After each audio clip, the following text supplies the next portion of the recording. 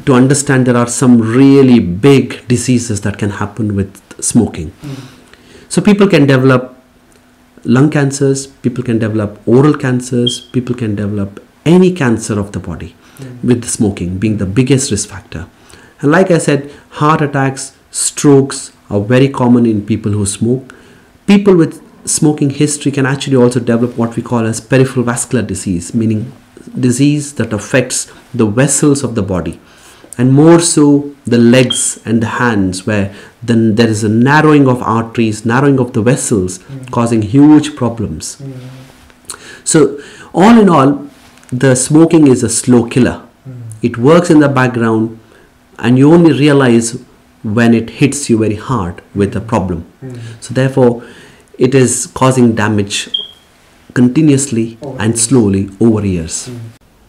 Welcome back, viewers, to Faith and Discipline podcast. Our topic today is benefits of smoking cessation, and our guest is Dr. Basharat Mahdi. He is a respiratory consultant.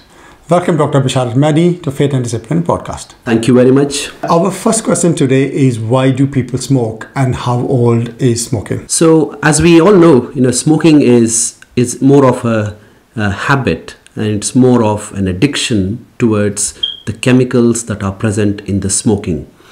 Now, I think it has been a traditional culture.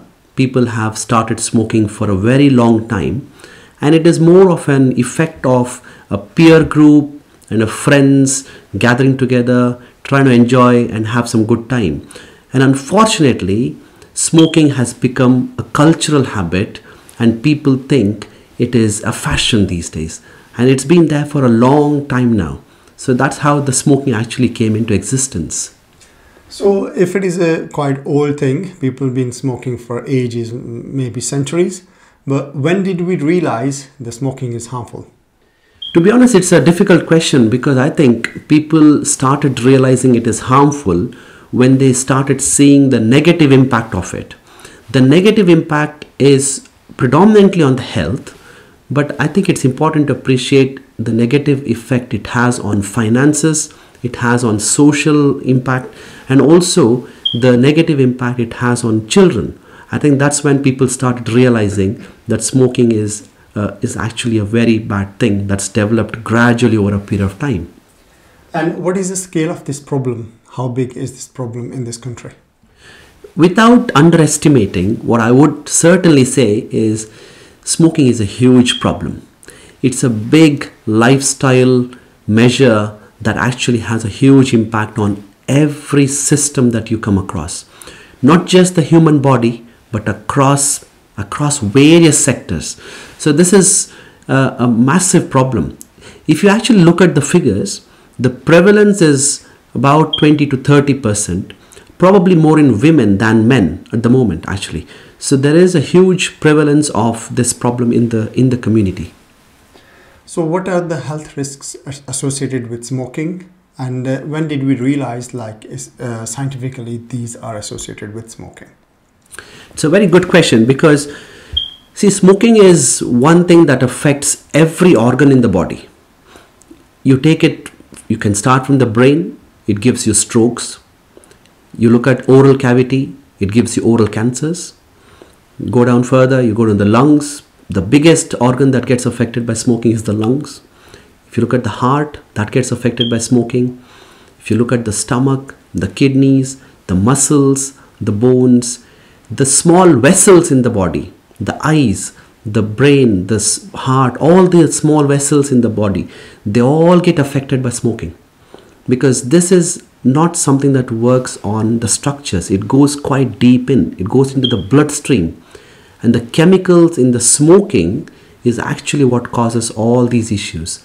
So it's one of those things that can affect the entire system, every organ of the body. So destroys it. Absolutely destroys it. As you mentioned earlier, quite a few women smoke. Does it have any effect on pregnant women? They are also affected due to smoking. So as you can imagine, if it can affect a human individual, a normal individual, a pregnant woman has two lives in it. So certainly smoking not only affects the person who's bearing the child, but also the development of the child. the baby that's inside. So very crucial, it's absolutely paramount that smoking is dealt with in every individual, whether it is normal or whether it is pregnant. But even so, more important in a pregnant, because there's a small little life in there. We hear terminologies like active smoking and passive smoking. What is the difference, and is active and passive both harmful? Very good question again, because it's important to understand the differences first. Active smoking is somebody who's currently smoking or has smoked heavily in the past. That is a person who we actually say he's an active smoker or has been affected by active smoking. Passive smoking means somebody who lives with people, who spends most of the time with people who have smoked or who smoke around him. So for example, a family member smoking at home, or you go to a party or you go to a gathering where people are smoking quite heavily.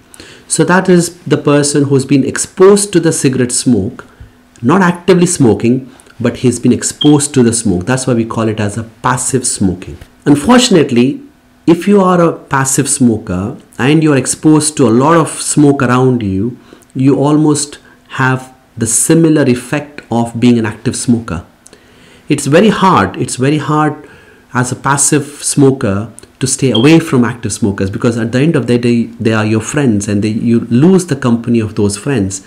But it is important that you spread that message that you don't smoke and I want you not to smoke because it affects me as well. So that's the difference between active and passive smoking. The effects are much higher in a person who actively smokes as opposed to passively smokes, but there is an impact. And we see patients who have never smoked but have worked in a smoking environment or been exposed to active smokers. Okay. So we can say the passive smoking is equally harmful or less harmful, but it is harmful. It is harmful. It is harmful. Like everyone knows harms of smoking, if they don't know the extent of it, but at least they know some of it. But if they know it is harmful, why don't they stop? Why is it so hard to quit smoking? Brilliant question, because what we need to understand is what is actually in the cigarette. That will tell you why people can't come off it. There's two things. One is there's a chemical element of it. There is another physical element of it. People like to hold cigarettes in their hand and show that they can smoke. So that was actually the tradition that led to people showing that it's a manly feature or a womanly feature to smoke. That's the physical element, which can be replaced. There are things that can replace it. But the bigger element is the chemical nature of the cigarettes, because cigarettes have predominantly nicotine as its chemical. Nicotine in cigarette is the main element that actually gives you that addiction and the craving. However, very interestingly, nicotine on its own is a very safe chemical. It doesn't cause any problem. But when the cigarette burns, it not only releases nicotine, but it also releases lots of carcinogens. What is carcinogen? A chemical that actually can cause cancers. Chemical that can actually destroy the vessels. And there are some common ones like arsenic, which is the predominant one. There's thousands of carcinogens in cigarette when it burns. So as I said, you can have nicotine, no problem with it, but it's the carcinogens that develop when the cigarette burns is what causes the damage. So how do we go around it? From the physical point of view, there's lots of mimics of cigarette that you can use. We call it as Nicorette inhalators. They look like cigarettes. People can use it. They can use it physically for the pleasure. It gives you the same feeling. However, it also has nicotine in it, which helps you to replace that craving. There are medications such as tablets, there are patches, there are lozenges, and like I said, the Nicorette inhalators. All these have nicotine replacement doses that prevents people from craving for cigarettes, but they don't have the carcinogens in it. And that is the important bit in terms of what we call as nicotine replacement therapy. And that's crucial. So like I said, you can deal with it chemically and physically if you really want to stop smoking. Can I add another important point to it? Sure. The important bit is that people deal with smoking cessation in two ways. One, by pharmacological treatment, which I've already explained, and there is additional non-pharmacological treatment that people need to embrace. The non-pharmacological treatment is mainly around psychological and supportive measures. I hate to say to somebody, you got this problem because you smoked, because I think it actually undermines and also makes them feel negative about it. What is important to say is, yes, you've done it, but however, we can help you with psychological support and pharmacological support to help you stop smoking. Okay. In fact, that was my next question, like what are the treatment options? So good, you have already mentioned that. If the treatment options are out there, why don't people take this treatment option to that really helps them to come out of smoking? And secondly, do they actually work? Because we don't want to move the bubble in the carpet. We move away them from smoking, but then they get addicted to these lozenges or the other like patches and things like that, and then they are still addicted for the rest of their life. Or can they come out of this slowly? Again, very, very important, very practical question you've asked me, because yes, you need medications to get them off the cigarettes. But that stops them from the craving. The predominant reason why people are not able to take these treatments or not able to accept these treatments is because of the craving towards the cigarettes. And it is important to give them adequate amount of nicotine to stop that craving. That's when people will actually feel the effect of it and they won't like to go to the cigarettes. Instead, take the treatment. Okay. So that is making sure, depending on the amount of cigarettes you smoke, we can actually say you need this much of nicotine as a replacement therapy. If you don't give them enough nicotine replacement therapy, people will invariably go back to the smoking again. Okay. So it's important to categorize them as to how much nicotine they need. Okay.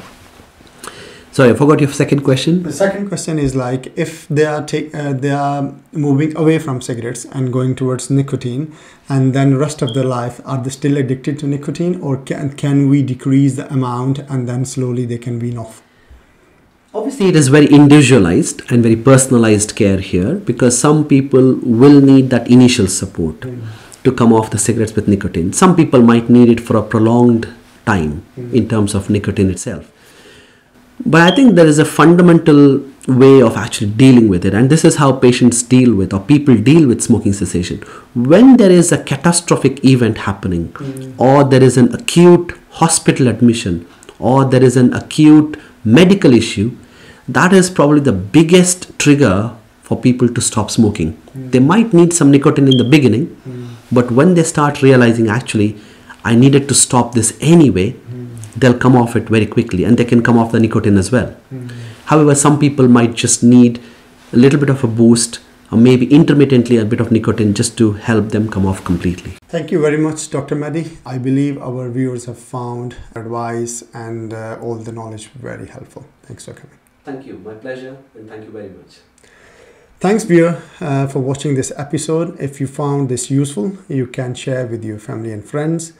And if you haven't already, please make sure to subscribe to this channel.